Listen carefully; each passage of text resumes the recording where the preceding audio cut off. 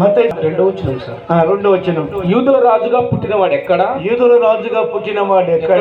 తూర్పు దిక్కున మేము ఆయన నక్షత్రము చూచి ఆయనను పూజింపవచ్చితమని చెప్పి పూజింపవచ్చితమని జ్ఞానులు చెప్పి. ప్రేమని సహోదరులారా, యేసుక్రీస్తు పుట్టినప్పుడు నక్షత్రం పుట్టిందని బైబిల్ చెప్తుంది. ప్రపంచ చరిత్రలో ఎవరైనా పుట్టారు, సచ్చారు, పోయారు, కానీ ఆయన నక్షత్రము యేసుక్రీస్తు పుట్టిన తర్వాత 9వ వచనం చదివితే ఆ నక్షత్రము ఎక్కడ ఉందని జ్ఞానులందరూ ఆ నక్షత్రాన్ని వారు ఆ రాజు మాట విని బయలుదేరి పోవుచుండగా ఇదిగో తూర్పు దేశపు వారు చూచిన నక్షత్రం ఆ శిశువు ఉండిన చోటికి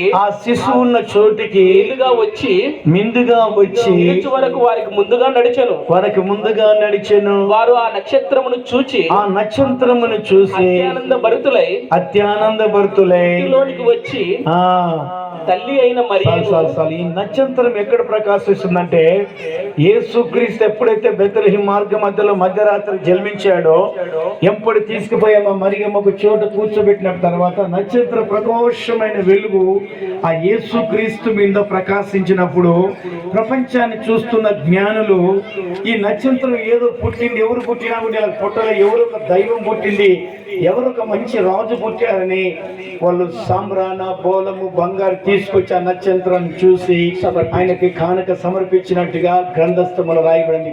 ప్రేమైన సహోదరులారా, ఆదాము మొదలుకొని ఇంతవరకు ఒకవేళ పుట్టినప్పుడు ప్రపంచంలో ఆకాశంలో ఇంత జరగలేదు, కానీ మన ప్రభు అయిన యేసుక్రీస్తు పుట్టినప్పుడే ఇంత జరిగింది. చెప్పులు కొడదాం గట్టిగా, చేతులు గట్టిగా చెప్పులు కొడతాం. హల్లెలూయా. ఇలాగ నక్షత్రం ఇంత జరిగిందని బైబిల్ చెప్తుంది. ఆయన పుట్టక మునిపే సూచనలు ఉన్నాయి. ఆయన పుట్టినప్పుడు కూడా నక్షత్రం పుట్టింది. ప్రపంచంలో ఆకాశం నుంచి ఒక ప్రకాశమైన వెలుగు ఆ నక్షత్రం నుంచి వచ్చి యేసు ప్రభువును చూపించింది. అదే కాదు, ఆ తర్వాత యేసుక్రీస్తు పెరిగి పెద్దవాడయ్యాడు. పెద్దవాడైన తర్వాత దేవుడు ఉపవాసం ఉండటానికి వెళ్ళాడు కొండ మీదకి. ఉపవాసం ఉండటానికి కొండ మీదకి వెళ్ళినప్పుడు 40 రాత్రి పగళ్ళు ఉపవాసం ఉన్నాడు. ఉపవాసం ఉంటే ఆయన జీవిత చరిత్రలో జరిగిన విషయం అంతా మీతో పంచుకోవాలి. లూకాసు వార్త 4వ అధ్యాయం బైబిల్ ఉన్న వాళ్ళు లూకాసు వార్త 4వ అధ్యాయం 1వ వచనము బైబిల్ ఉన్న వాళ్ళు చదవాలి. యేసు పరిశుద్ధాత్మ పూర్ణుడై, దేవుడు పరిశుద్ధాత్మ పూర్ణుడై యోర్దాను నది నుండి తిరిగి వచ్చి 40 దినములు ఆత్మచేత అరణ్యంలో నడిపించబడి అపవాది చేత శోధింపబడుచుండెను. ఆ దినములలో ఆయన ఏమీ తినలేదు. అది తీరిన తర్వాత ఆయన ఆకలి గొనగా అపవాది నీవు దేవుని కుమారుడవైతే వచ్చి శోధించిందంట దేవుని. అపవాది దేవుని కుమారుడవైతే అగునట్లు ఈ రాతితో చెప్పుమని ఆయనకున్నావు కదా దైవ కుమారుడా, నిజంగా నువ్వు దేవుని కుమారుడవైతే ఖచ్చితంగా రాళ్ళు ఉన్నాయి కదా, రొట్టె చేసుకొని తిను, నీ ఆకలి తీర్చుకో అన్నాడు. అందుకు యేసు ఒకవేళ దేవునికి ఆవేశం వచ్చి, ఏ సైతానా, నేనెవరినో, నా మహిమ ఏమిటో, నా శక్తి ఏమిటో చూపిస్తాను చూడి, ఏ రాళ్ళలారా రొట్టెలు కండని చెప్పింటే ఈ ప్రపంచంలో ఒక్క రాయి కూడా ఉండేది కాదు ప్రపంచం మీద. ప్రేమైన సహోదరుల, ప్రపంచాన్ని అంతం చేసేది రెండు, ఒకటి వాటర్ నీళ్లు, ఒకటి అగ్ని. ఈ ప్రపంచంలో అంతా నాశనం చేయాలంటే నీళ్ళైనా నాశనం చేస్తాయి, అగ్నినైనా నాశనం చేస్తుంది. ఈ ప్రపంచానికి నీళ్ళకి అగ్నికి బంగారైనా, ఎండైనా, ఇత్తడైనా, ఇనుమైనా, డబ్బైనా, భూమి అయినా వణుకుతుంది, కానీ ఒక రాయి మాత్రము వనకదు.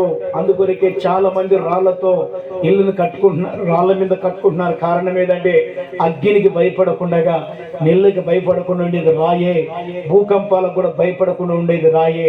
అందుకొరకే సాతాను కూర్చుతో అంటున్నాడు, నువ్వు ఆకలికున్నావు కదా బోధక దైవ కుమారుడా, నువ్వు నిజంగా దైవ కుమారుడు అయితే ఈ రాళ్ళను రొట్టె తీసుకొని తినన్నాడు. ఆవేశంతో దేవుడు రొట్టె అవును కాకంటే ప్రపంచం ఒక రాయి కూడా ఉండేది కాదు.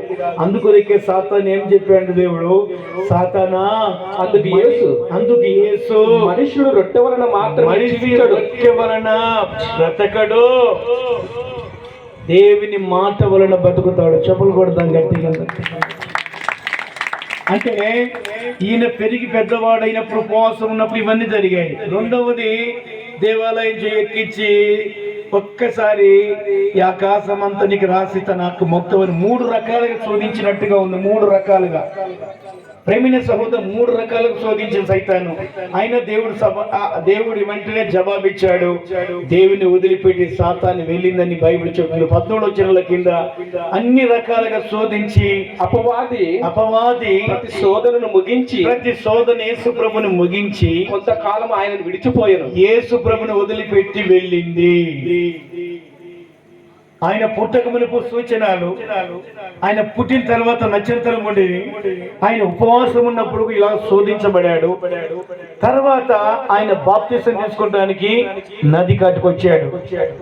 యోహాను సువార్త బైబిల్ ఉన్న వాళ్ళు, మత్తయి సువార్త బైబిల్ ఉన్న వాళ్ళు, మత్తయి సువార్త 3వ అధ్యాయము 16 వచ్చి చదువుదాం. ఆయన బాప్తిసం తీసుకున్నప్పుడు ఏం జరిగింది? యేసు బాప్తిసం పొందిన వెంటనే, దేవుడు బాప్తిసము యోహాను ద్వారా పొందిన వెంటనే నీళ్ళలో నుండి ఒడ్డునకు వచ్చాను. దేవుడు నీళ్ళ నుంచి బాప్తిసం తీసుకుని ఒడ్డునకు రాగానే ఇదిగో ఆకాశం తెరవబడెను. ఆకాశము తెరవబడింది. ఆయన బాప్తిసం తీసుకున్నప్పుడు దేవుని ఆత్మ పావురము వలె, దేవుని ఆత్మ ఆకాశం నుంచి పావురం వలె తెరవబడి పావురం వలె అతని మీదకి దిగి వచ్చుట చూచితిని. మరియు ఇదిగో ఈయన నా ప్రియ కుమారుడు, ఈయనని నా ప్రియమైన కుమారుడు, ఈయన యందు నేను ఆనందించుచున్నానని, ఈయన యందు ఆనందించుచున్నానని ఒక శబ్దము ఆకాశం నుండి వచ్చెను. నీవు నేను బాప్తిసం తీసుకున్నప్పుడు ఆకాశం తెరబడలేదు.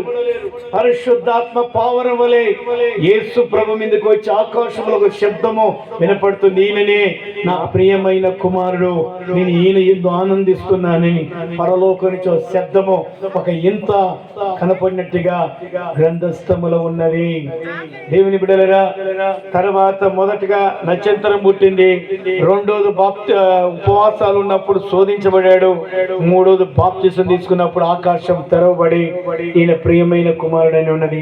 ఆయన ఒకవేళ సేవ చేయడానికి ప్రారంభించాడు ఈ ప్రపంచంలో. ఆయన 33.5 సంవత్సరాలు సేవ చేశాడు భూమి మీద. దేవుడు 33.5 సంవత్సరాలలో 3.5 సంవత్సరాలు మాత్రమే ప్రపంచంలో సువార్త ప్రకటించాడు. దేవుడు సువార్త ప్రకటిస్తున్నప్పుడు పక్షవాది గల వాళ్ళని బాగు చేశాడు, గుడ్డును బాగు చేశాడు, లేదా రోగం కలిగిన వాళ్ళని దయ్యాలను ఎల్లగొట్టాడు, దైవక స్వస్థత విడుదల చేశాడు. ముఖ్యం ఏమిటంటే ఇవన్నీ ముఖ్యం కాదు, కానీ చచ్చిపోయిన శవాలను కూడా లేపాడు. చప్పట్లు కొడతాం గట్టిగా, చప్పట్లు కొడతాం. చచ్చిపోయిన శవాలను లేపాడు దేవుడు. అసలు ప్రపంచంలో 2000 గ్రంథాలు ఉన్నవి. ఏ గ్రంథములు కూడా చచ్చిపోయిన శవాలను లేపిన దేవుడు ప్రపంచంలో ఎవరు లేరు. ఒక యేసు క్రీస్తు మాత్రమే. ఈ దేవుడు ఇలాగా సేవ చేయడానికి ఒక ప్రాంతానికి వెళ్ళాడు. శిశువులందరూ సేవ చేయడానికి ప్రాంతానికి వెళ్ళి అక్కడ సువార్త చేసి ఊర్లోకి వస్తున్నారు. ఒక ఊర్లో ఒక కుటుంబం ఉంది. ఇద్దరు పెళ్లి చేసుకున్న తర్వాత భార్య భర్తలకు ఒక కొడుకు పుట్టాడు. ఒక కొడుకు పుట్టిన తర్వాత కుటుంబం ఆనందంగా సంతోషంగా ఉంది. హఠాత్తుగా భర్త చనిపోయినాడు. వెంటనే ఏడుస్తుంది. నా కొడుకు పుట్టినంటేనే ఆ కొడుకు ఉంటాడు కదా, నా భార్య భర్తలు సంతోషంగా ఉంటాం కదా అనుకుంటే నా కొడుకు చచ్చిపోయినాడని ఆమె ఏడుస్తూ కన్నీళ్ళు కార్చుకుంటా ఏడుస్తూ వాళ్ళ శవం కడ కూర్చోంది. తర్వాత ఇంటి పక్కల ఏదో దురదృష్టం లేమ్మా తల్లి చనిపోయిన ఏం చేస్తా, కొడుకుండగా కొడుకు ముఖం చూడి అని వెంటనే భర్తను తీసుకుపోయి సమాధులు పెట్టొచ్చి, సరే నా భర్త చనిపోయినాడు కదా, నా బిడ్డ ఉంది కదా, నా కడుపులో పుట్టే బిడ్డ ఉంది కదా, నా బిడ్డని చూసుకుంటాను చాలని ఆమె భర్తని జ్ఞాపకం తీసుకోకుండా పిల్లవాడిని చదివిస్తూ ఆనందంగా సంతోషంగా పిల్లవాడిని మక్కలు చూస్తూ కన్నా పని చేసుకొచ్చుకునే ఎదవరాలు ఆ పిల్లవాడిని సాక్కుంటూ జీవిస్తూ ఉంది. ఏం జరిగిందో హఠాత్మత్తుగా కొంతకాలం అయిన తర్వాత ఆ బిడ్డ వాళ్ళమ్మ పొలానికి వెళ్ళింది, ఎక్కడికి వెళ్ళి తెలియదు అని వస్తాలకి ఆ బిడ్డ కూడా చచ్చిపోయిందని బైబిల్లో రాయబడింది. ఎదవరాలు కుమారుడు చచ్చిపోయాడని. భర్త చనిపోయిన తర్వాత తల్లి కొడుకు మీద ఆనుకోండి, ఉన్న కొడుకు కూడా చచ్చిపోయాడంటే ఎటువంటి సిచ్యువేషన్ ఒకసారి ఆలోచన చేయి. అప్పుడు పడరాని పాటలు ఏడుస్తుంది ఎదవరాలు. నా భర్త చనిపోయినాడు కదా, ఏదో నా బిడ్డ ఉందనుకుంటే నా బిడ్డ మీద నేను ఆనుకున్నాను, నా బిడ్డ కూడా చచ్చిపోయింది, ఒకవేళ నేను ఎవరి కొరకు బ్రతకాలా? ఇప్పుడు నా బిడ్డను తీసుకుపోయి సమాధులు పెట్టి వస్తే నేను ఎవరి కొరకు బ్రతకాలా? నేను చేసిన కష్టాజీవితం తీసుకొస్తే నేను ఎవరికి పెంచాలా, ఎవరికి ఇవ్వాలా అని అన్ని తలంచుకొని తల్లి తన బిడ్డ శవం కాడ ఏడుస్తూ పరాను పాటు ఏడుస్తుంది. ఆ ఇంటి పక్కల వాళ్ళందరూ ఎందుకు ఏడుస్తావమ్మా తల్లి, ఏం చేయాలా, నేను ఏ మాడలుగా నేను ఆదరించాలా అని ఏదో తలాకింత వేసుకొని వెంటనే పాడ కట్టుకొని ఆ పిల్లవాడిని సమాధి మీద ఆ పాడ మీద పెట్టుకొని ఆ ఊర్లో మోసుకొని ఊరు బయటలోకి ఆ శవాన్ని తీసుకొని వెళుతున్నారు. ఒకవేళ ఆ శవం పొడుగుతూ ఆయన ఏడుచుకుంటూ వెళుతుంది. ఏదో నా భర్త ఉన్నాడు కదా అనుకుంటే నా భర్త దీపం మారిపోయింది. నా భర్త చనిపోయిన తర్వాత నా బిడ్డ ఉన్నాడని నా బిడ్డ మీద కొండంత ఆశలు కలిగి నేను జీవించాను. కానీ నా బిడ్డ చచ్చిపోయింది.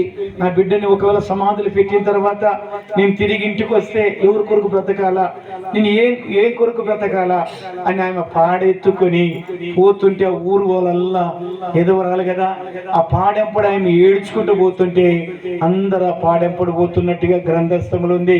దేవుని బిడ్డలరా, ఒకవేళ పాడెత్తుకొని ఆమె శివం అంపడి ఏడుచుకుంటూ పోతుంది. అన్ని తలంచుకొని ఎవరి కాటికి వెళ్ళాలా, నేను ఏడ పండుకోవాలా, నేను రాత్రి పగలు ఎవరి కొరకు బ్రతకాలా, ఏదైనా ఒక ప్రోగ్రాం జరుగుతున్నప్పుడు, ఏదో ఒక పండుగలు వస్తున్నప్పుడు, ఏదైనా కానీ బట్టలు లేదంటే ఏదైనా చేసుకొని పిల్లలు ఏదైనా డబ్బులు ఉంటే పిల్లలకి పట్టించి తిని ఆనందంగా ఉండగలుగుతారు. ఎవరైనా పిల్లలు ఉన్న వాళ్ళు, పిల్లలు లేని వాళ్ళు ఏం చేస్తారు చెప్పండి, ఏది ఊరికినే ఉండగలుగుతారు.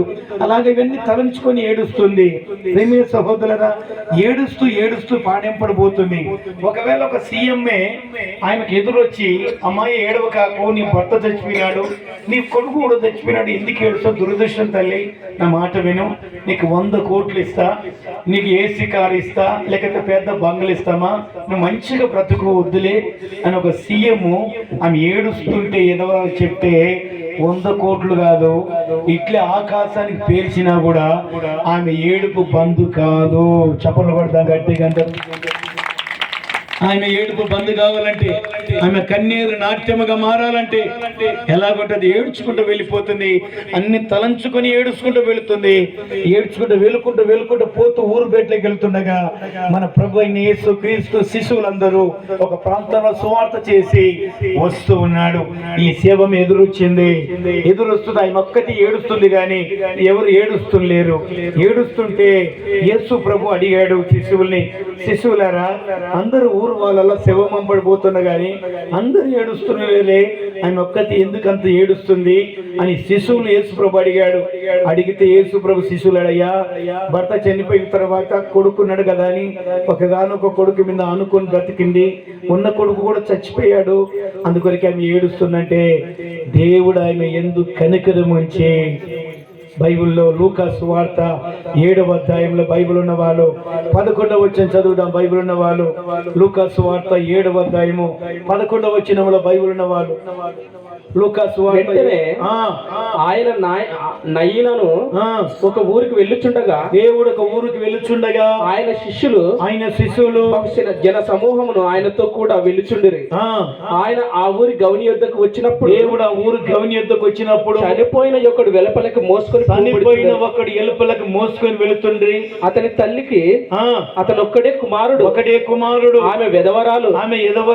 ఆ ఊరు జనులు అనేకులు ఆమెతో కూడా ఉండిరి.